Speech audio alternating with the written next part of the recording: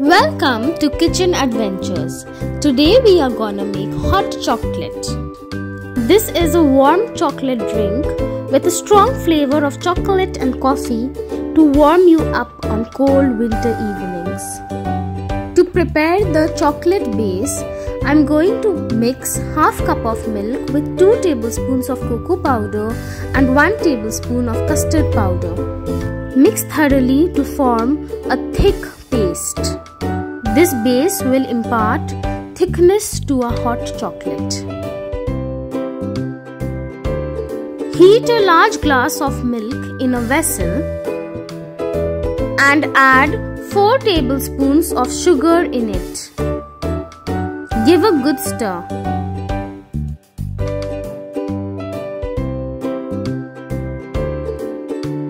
Now we add in a teaspoon of coffee powder and give a good stir. Bring the coffee mixture to a boil. Just as bubbles begin to appear, pour in the chocolate base. Give a good stir and continue stirring. It is important to mix on low flame to prevent any lumping. Switch off the heat as bubbles appear again. Now put in chopped dark chocolate. Give a stir. Hot chocolate is ready now. I am serving my hot chocolate with s'mores or burnt marshmallows. This will give a sweet and creamy taste to my hot chocolate. Arrange the marshmallows on a wooden skewer.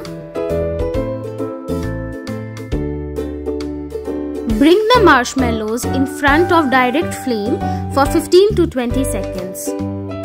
We want to burn them into a brown color. Now pour in the hot chocolate into a desired mug of your choice and serve with the burnt marshmallows or s'mores. Did you know that hot chocolate is actually healthy? Until the 19th century, it was used to treat medical ailments such as liver and stomach diseases. So go ahead this winter and make yourself a cup of piping hot chocolate.